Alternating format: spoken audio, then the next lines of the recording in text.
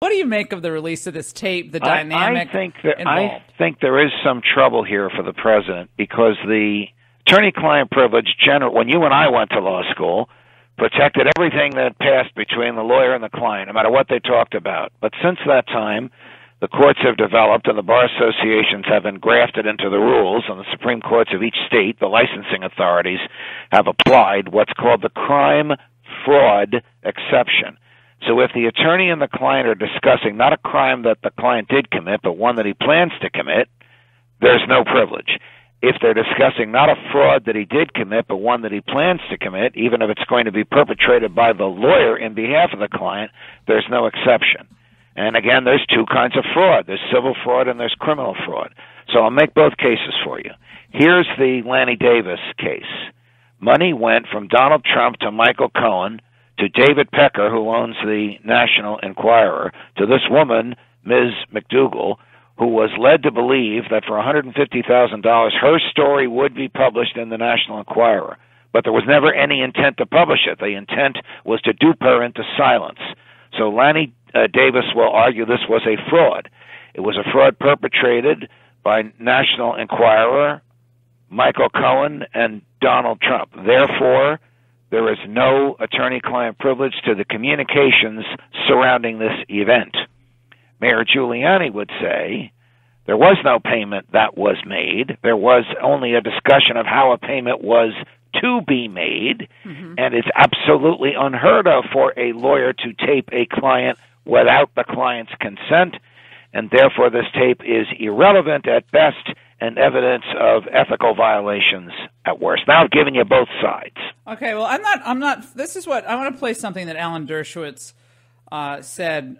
He both said this morning and last night on my show. Let's listen. There's no crime. This was a conversation between a lawyer and a client that should never have been heard. The end result is cash was not used, no payments were made. The context of the tape all suggests that the president wanted it to be papered. They wanted it to be a corporation, not just a payment. He wanted to make sure it was done right. He wanted to make sure it was done with records. And so I think the big picture is no crime. It sounds like Cohen is not as loyal to the president as he once was. And, you know, that might be embarrassing to the president. But even if, I would say this, even if the candidate Trump did actually go through the transaction to buy the rights from the National Enquirers, the CEO David Pecker, if they did that, I'm still not seeing how that's any exposure either civilly or criminally. Judge Napolitano. I agree with our mutual friend Professor Dershowitz. This isn't even remotely a crime. I mean, for this to have been a crime, the end result would have been lining somebody on the Trump side's pocket. So this is not criminal fraud. This is civil fraud because it's a material misrepresentation.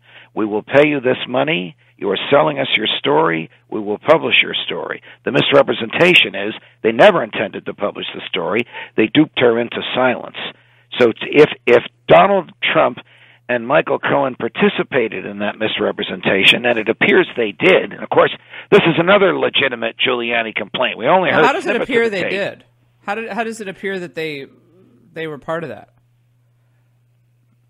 Because they talk about paying. Well, this is a pattern with David Pecker of purchasing stories and burying them. Now, if Donald Trump did not know this story was going to be purchased and buried, then he would have forgotten about the others. Look, if there's no fraud here, then this is a protected conversation, and how it got out there, why Giuliani consented to its release, is probably because he thought it would help his client. If there is fraud here, this is a gold mine for Bob Mueller and anybody else that wants to go after the president. Well, this is in the Southern District of New York, this case. So it's a case that's not within Mueller's purview.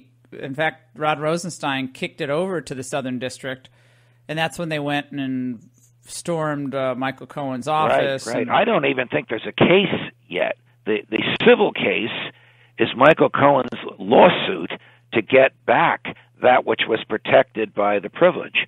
My understanding is that Judge Barbara Jones, the retired judge who served as the special master, ruled that this was protected, and Giuliani waived the privilege after listening to the tape and deciding it helped his client. I think it hurts his client. It helps him on there is no crime.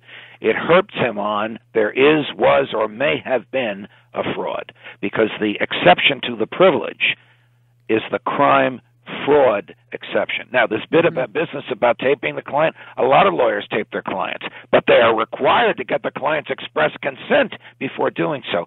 It's obvious that Michael Cohen didn't do that.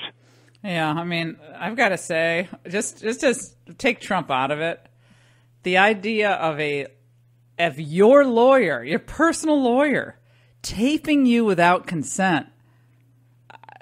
I mean, I guess maybe it's a serious violation of legal ethics. Put Trump back into it. He thinks he's talking to his lawyer. He thinks he's talking in a privileged manner. He's familiar with talking with lawyers, and he knows these conversations are privileged. And suddenly this is in the hands of the FBI, and suddenly his arch nemesis, CNN, is playing this thing on national television? Oh, no, I don't blame him for blowing his top and wondering what's becoming of our legal system. No, it's disturbing. On the issue of, in general, Andy, Mueller and where Mueller is and the Russia collusion, Rudy Giuliani last night told me they hadn't heard back from Mueller about their desire to circumscribe any questioning of the president to focus just on collusion or this idea of Trump working with the Russians to somehow tamper with the election and so forth, and that they would not speak about any claim of obstruction of justice because, as the chief executive officer of the executive branch, he has every right to fire any employee for any reason that he wants, and of course he did fire Comey. He said that, well, Mueller's focused on Manafort now, so they're not, they haven't gotten back to them. But do you see any issue for the president's legal team on that? On the discussions with Mueller? I don't think that Mueller is going to go along with Mayor Giuliani's demands.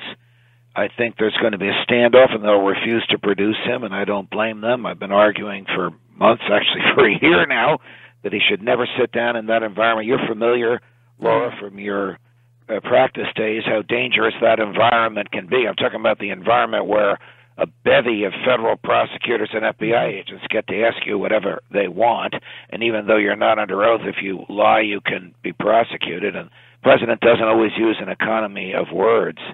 So I don't think that's going to happen. But the downside is I think he will be subpoenaed before a grand jury. They will challenge the subpoena. How far up the food chain that challenge will go, I don't know. If U.S. v. Nixon case once criticized by Judge Kavanaugh, the president's nominee to the court, is upheld, the president will have to sit before that grand jury, as Bill Clinton did, voluntarily, and answer questions. Yeah, well, Emmett Flood, who was as much as I'd like it to go away, as much as virtually all of your listeners want it to go away, I don't think it's going to go away in 2018. And I think it's going to go well into the election cycle of the 2020 election cycle, which begins in January of 2019, which is just 5 months from now. Right, no, it's absurd. It's funny, Andy, I've been asking my listeners, and for the last few days, we're living in an unprecedented period, really, since Reagan, of peace and prosperity for the country. We're going to have this amazing GDP number. We're finally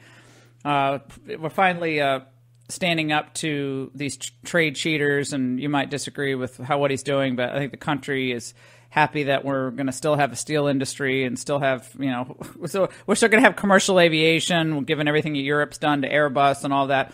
And so I think most people see this, certainly Republicans and even independents, as I don't think anyone cares about this issue. I really don't. The left and the resistance, of course, they're going to whip it up. But if the economy is strong and Republicans remain united, I think, the Mueller investigation, unless some, secret spooning happened between Putin and Trump to hack into email accounts, I don't think it matters all that much. I got to say, it's interesting. It's interesting to cover, but as an electoral matter, I think it has very minimal effect. I could not agree with you more. The economy is and peace are everything. At least we're talking about in the majority of voters, not only Republicans, but moderates and independents, and even a few non-crazy lefty Democrats. All right. Well, Andy Napolitano, thank you so much, Judge. It's great to have you on as always. Love your legal analysis. Makes me think